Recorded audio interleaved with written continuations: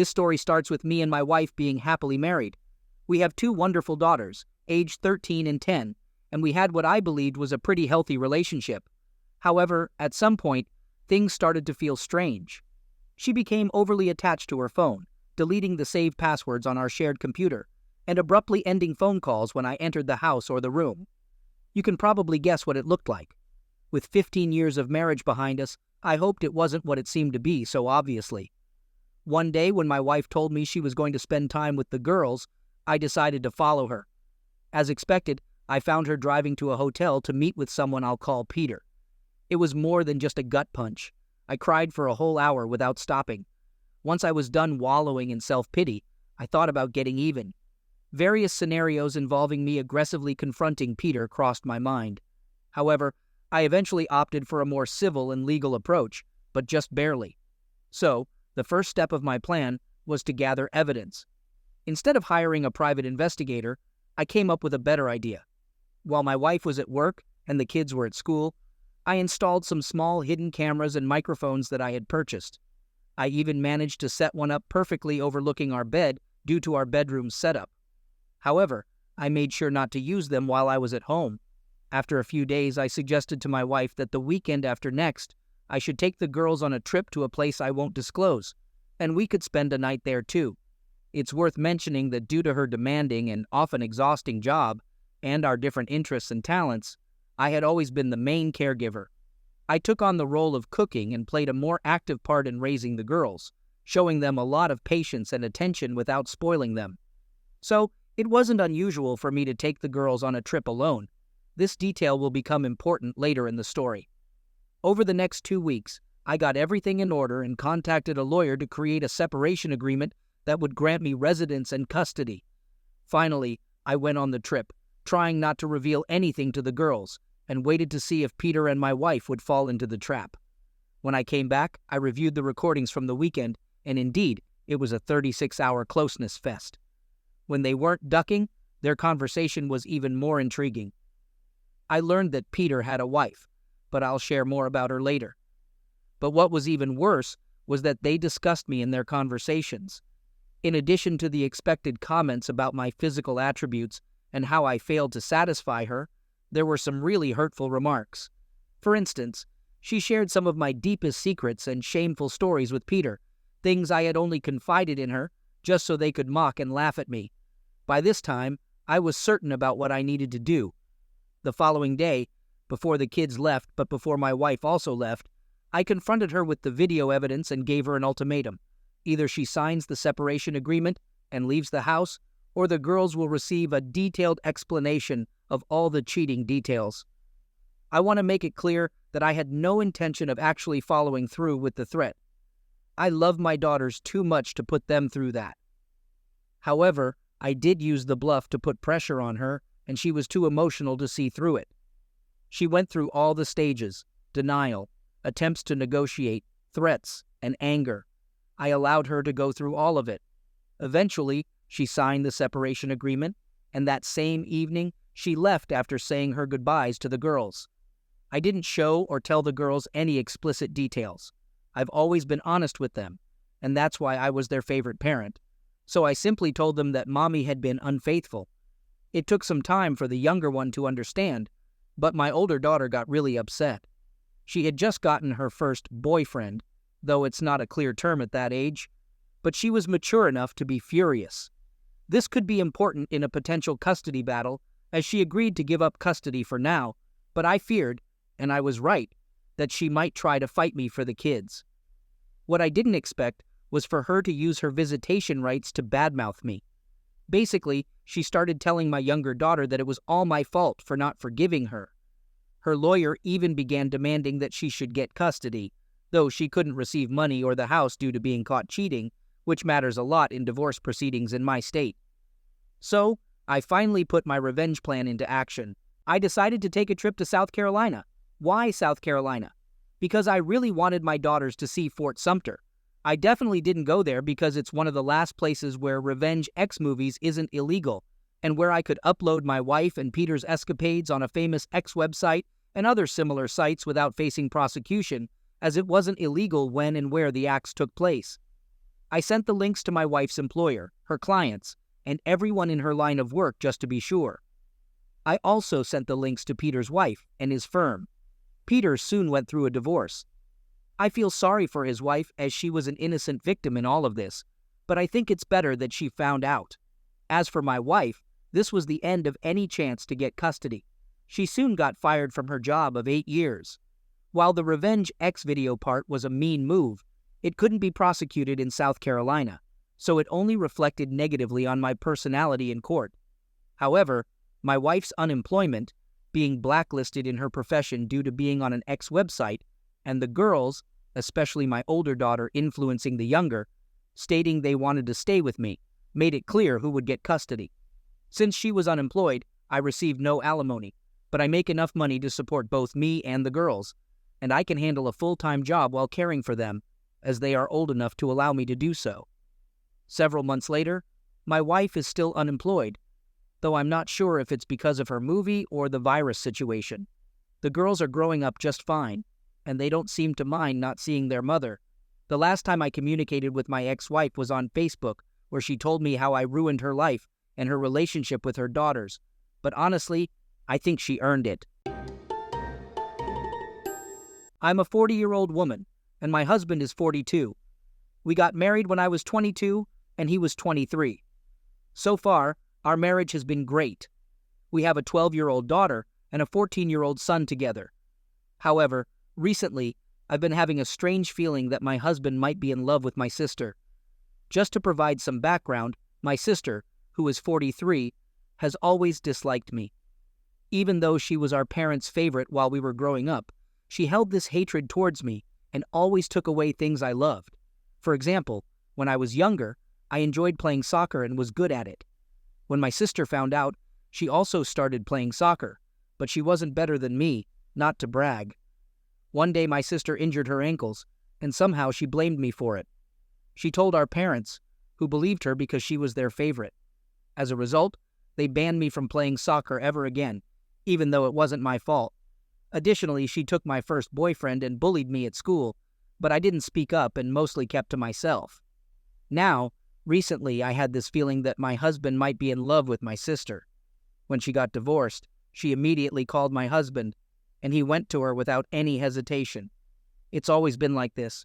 Whenever she needs him, he's there for her without a second thought.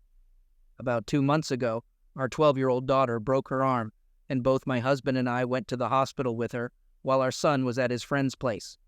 When we got back home, my daughter asked if she could have McDonald's, so I went out to get it for her since she really wanted it.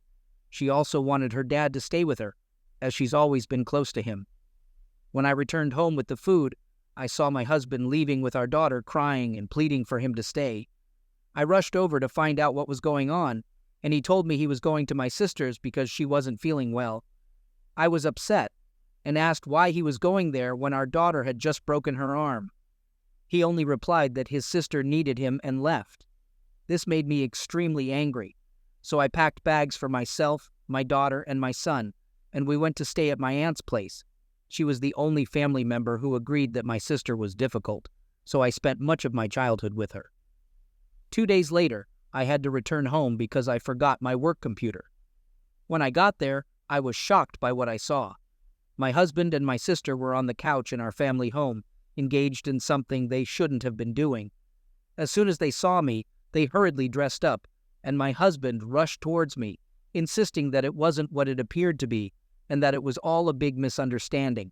I yelled back at him, asking how he could betray me like this, and if I didn't matter to him, and I yelled that I wanted a divorce, and then I left. After reaching my aunt's place, I went straight to the room where I was staying and couldn't hold back my tears.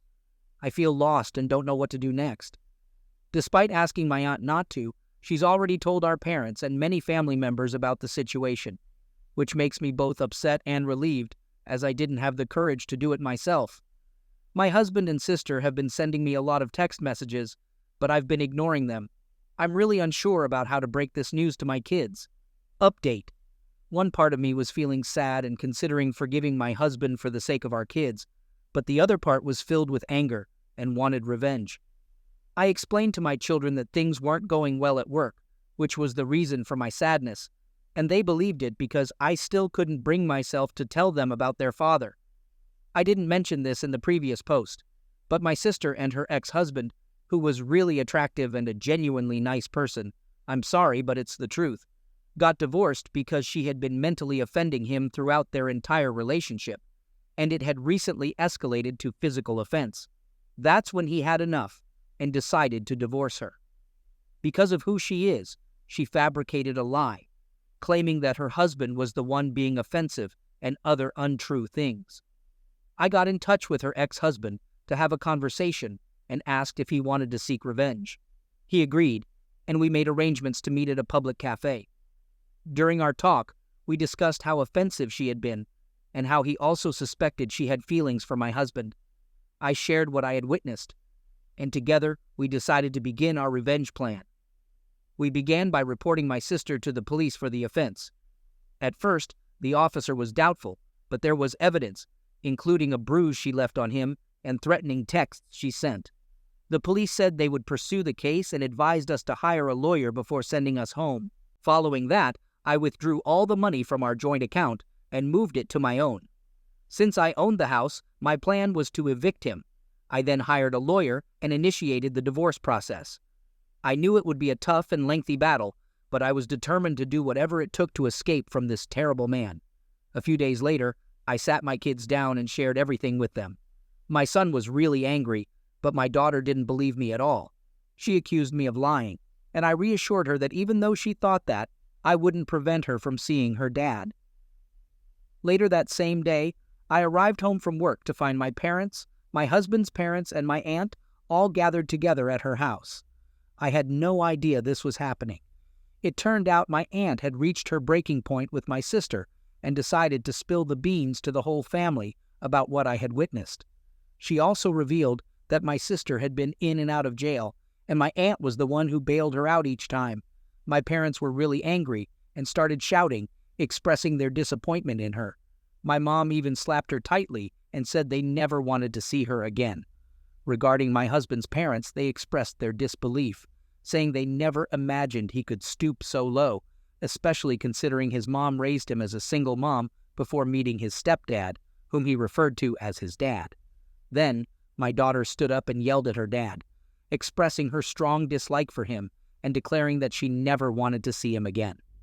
She ran upstairs to the room she shared with her brother at my aunt's house and slammed the door behind her. My son gave his dad a look of disappointment and then followed his sister upstairs. My husband knelt before me, begging for forgiveness. I gave him 2 days to pack his things and leave the house, warning that I'd call the cops if he didn't comply. He started sobbing, pleading that he had nowhere else to go. His parents had made it clear he wasn't welcome back there. I remained firm, expressing my desire for a divorce. Eventually, he agreed and left with teary eyes. 2 days later, I returned home with my kids. They hadn't been to school since our conversation and were finding it tough, especially my daughter. I sat them down and held them in my arms, assuring them that we were strong and would overcome this challenge together, no matter what. I promised to always be there for them. They both broke down in tears, and we stayed like that until they fell asleep.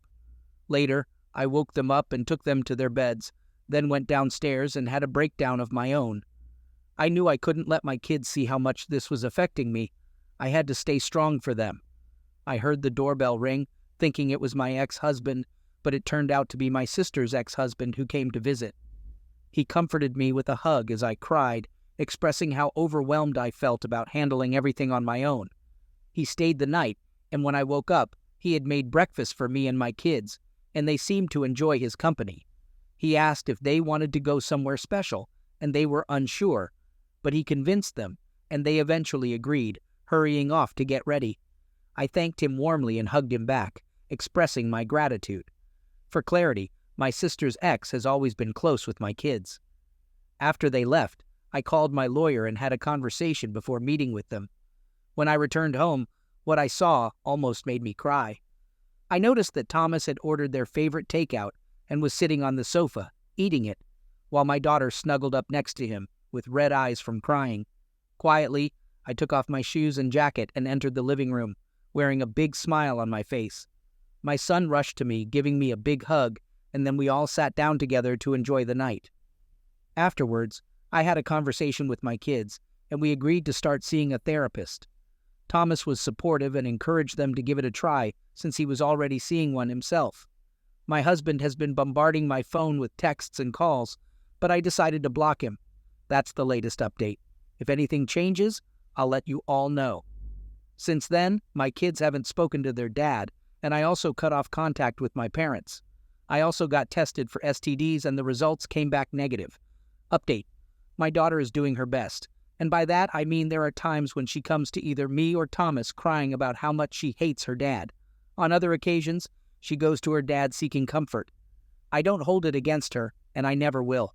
It's heartbreaking to see her suffer so much. All she wants is for our family to be together again, but I know it's not possible because the damage has already been done. Sometimes she has episodes where she becomes emotionally overwhelmed and seems disconnected from what's happening around her. Occasionally, she slips up and calls Thomas dad, which isn't a bad thing, but I could never date my sister's ex, no matter how terrible she may be. It's just something I can't do. Regarding my son, he has been emotionally closed off. I sometimes find him crying alone at night, and I go to comfort him with a hug. We talk, and I stay with him until he falls asleep. This is the only way I can truly understand how he feels because he rarely communicates with me, no matter how much I try. As for my ex, he completely ended things with my sister and hasn't spoken to her since. He found a well-paying job after getting fired from his dad's company, and he now lives in a nice house. It turns out he had been saving money, just in case I found out about his affair with my sister. My daughter informs me about all of this, but I never pressure her. She wants me to know what's happening in his life. My son doesn't talk to his father and doesn't visit him, and I won't force him to. My ex has been trying to contact me and sends flowers and gifts.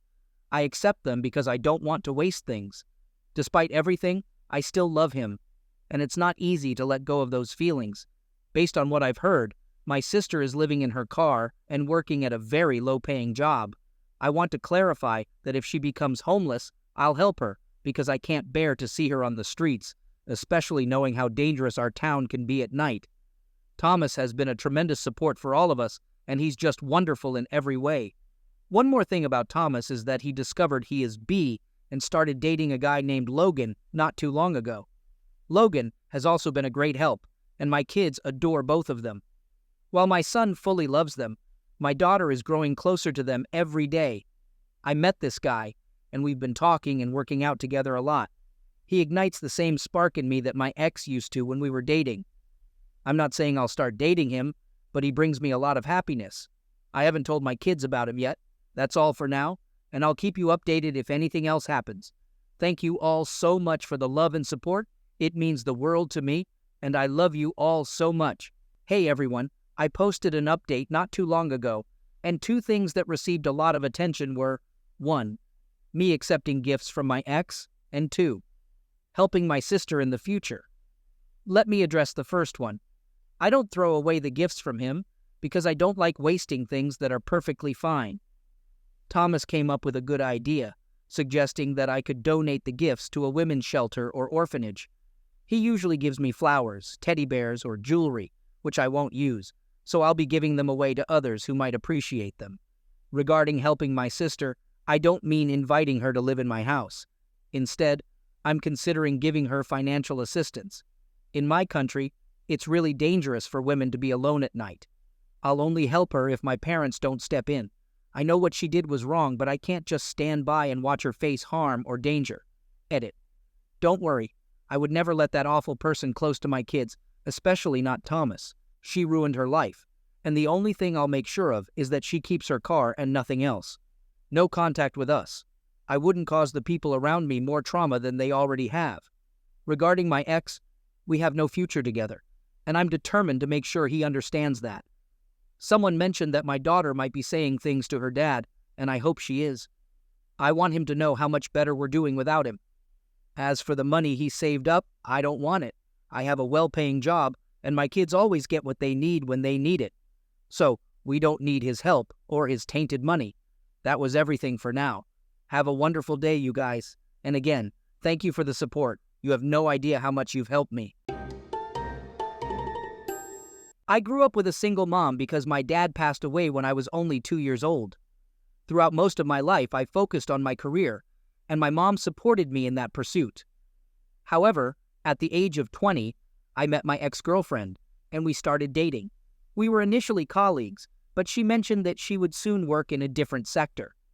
Later on, she met another guy at her new workplace and claimed to be in love with him while still being in a relationship with me. I only found out about her infidelity when she admitted to having closeness with him after a girls' night out with her friends. I immediately broke up with her and asked her to leave. A few hours later, while trying to process what happened, my mom called me and started shouting, saying that she hadn't raised me to act like this. I was confused and asked her what she meant. She told me that my ex-girlfriend had accused me of cheating on her and claimed to have proof of it on my phone. I couldn't believe what I was hearing. I tried talking to my mother, explaining that the opposite is true, and she was the one who cheated on me, but she didn't believe me. Part of the reason might be that she and my ex-girlfriend genuinely loved each other. I never had an issue with their relationship before. I actually liked how well they got along. However, my mother called me a liar and threatened to disinherit me from her will, not wanting a cheater as a son. She said she never wanted to see me again. Later, my grandparents called me, expressing their disappointment in me and suggesting that I deserve any bad things that may come my way. You know what made it even worse? I discovered that my cheating ex-girlfriend continued to meet with my mom after everything she had done. All of this was incredibly painful for me. The only person who stood by my side was my best friend, and he was really angry with my ex-girlfriend. I talked to him, and he hugged me while I cried in his arms. I know some people might find it unusual for two guys, but his support helped me tremendously in getting through this tough time. 1 year later, when I thought I had moved on, the doorbell rang, and I opened it to find my mom with tears in her eyes. My emotions came rushing back, and I couldn't hold back my tears. I slammed the door shut and angrily asked her what the heck she wanted here. She said she wanted to talk to me and that she was so sorry. After she begged for 15 minutes straight, I finally gave in and opened the door again. She told me that my ex had admitted to cheating when she was drunk. My mom apologized sincerely, realizing that she had failed as a mother by not believing her own child. I told her that I accept her apology, but I don't want to see her right now, and I may never be able to forgive her, even though she begged me to. In the past few months, she has been calling me daily, claiming she just wants to hear my voice. She says she misses me, apologizes again, and asks if I could come over.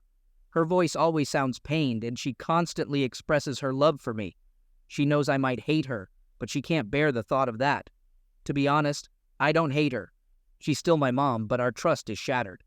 I can never fully trust her again because what if I enter another relationship? What if she believes someone else over me again? I appreciate her efforts, but I can't forgive her or even see her right now. I hope she understands that I need time to heal and process everything. Update. After reading many comments yesterday, I decided to meet with my mom today to clear things up. I texted her and she didn't hesitate. She showed up at my door within 15 minutes. Many of you made good points about what I should ask her. Although she called me several times, we rarely had a proper conversation. So when she came over, I sat her down in the living room. There, I asked about my grandparents, her will, and if she's still in contact with my ex. She explained that she had informed my grandparents, and she expected them to call me, but it seems they were too stubborn to do so. She also assured me that I am still in her will. Then she started talking negatively about my ex, claiming that when she found out about the affair, she punched her so hard that my ex lost a few teeth. I find it hard to believe that particular detail, but I thought it was amusing to hear nonetheless. She said she told my ex to duck off and kicked her out of the house. She began apologizing again and expressed that she knows how badly she messed up. She understands that I may never trust her again, but she's determined to do everything she can to make things right. She revealed that her past experiences with infidelity made this a sensitive topic for her, and admitted that she regrets not believing me or listening to my side of the story. I stayed quiet as she explained all of this. Then, I asked her how I could be sure I could trust her now. I questioned what would happen if I faced a similar situation, and if she would just abandon me again. She assured me that I have her word, but I replied that her word doesn't mean much because I don't trust her in the first place. She didn't respond adequately to my answer, and continued pleading for my forgiveness. I told her that for now, I can't forgive her, and I might never be able to, but I do see her efforts. If she wants me back in her life, she needs to demonstrate that I can rely on her. She started to tear up, trying to hold back her tears the whole time, but eventually, she couldn't hold it in and broke down crying. In a whimpering voice, she asked if she could at least give me a hug. I agreed to that, and she promised to make things right, no matter what it takes, before she left. While I'm somewhat touched by how much she regrets her actions, I'm really worried about my own reaction to all of this. When she broke down and I saw my own mother crying on the floor, I didn't feel anything. I wasn't sad, angry, or happy, and I couldn't show any empathy for her. It was just too difficult for me. Throughout the year of having no contact with her, I had refused to go to therapy, but maybe it's not too late to consider it now. Update. Hey everyone. Some of you may have been waiting for an update since my last one was 4 months ago, so I've been going to therapy, and I feel much better now. However, that doesn't mean I've forgotten what happened. I have to admit my mom has really improved herself. Last month, when I moved into a new apartment, she immediately agreed to help, even canceling important work appointments to be there for me. She calls me almost every day to check on me and even brings me lunch at my workplace. She visits me at home just to see me and says she wants to hear my voice. Despite her efforts, I still can't fully trust her, and I'm unsure if I ever will, but I do acknowledge her attempts to make amends. She also spoke to my grandparents, and they apologized, but I don't really care about them. They were still unpleasant even after the truth came out. Some of you might be curious about my ex. The last I heard, she was cheated on by the guy she cheated on me with. He saw her as just a fling. It's just hearsay from my best friend's friends, and honestly, I don't care about her at all. Though, if it's true, it would be some great karma. Today was a significant day for me, and I hope I made the right decision. My mom has been visiting me almost every day after work, sharing about her day and asking about mine. She's always concerned about how I'm feeling and if she can help with anything.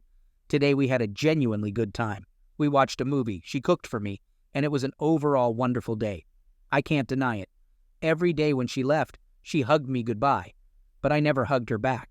I was still cautious. However, today, when she hugged me, I finally hugged her back and told her that I forgive her. My heart was pounding hard and fast when those words came out. It took a lot of strength for me to say this because I had no idea how she'd react. Just a few months ago, I couldn't have imagined saying those words. At first, she looked surprised, but within seconds, she broke down in tears and hugged me, thanking me repeatedly. I felt a bit lost and didn't know how to respond. She kept expressing her love for me and how proud she is to have me as her son. She acknowledged her terrible mistake in doubting me and feeling awful for ever thinking I could cheat. She assured me that she'll always be there for me and promised to call me tomorrow. I'm not exaggerating when I say the whole moment felt like a scene from a drama movie, but I'm okay with it. Yes, she made a terrible mistake, but I can't hold on to this unforgiveness forever, especially after witnessing all the efforts she's put into repairing our relationship. This might not be the update some of you wanted to read, but I feel good about it, and that's what matters most.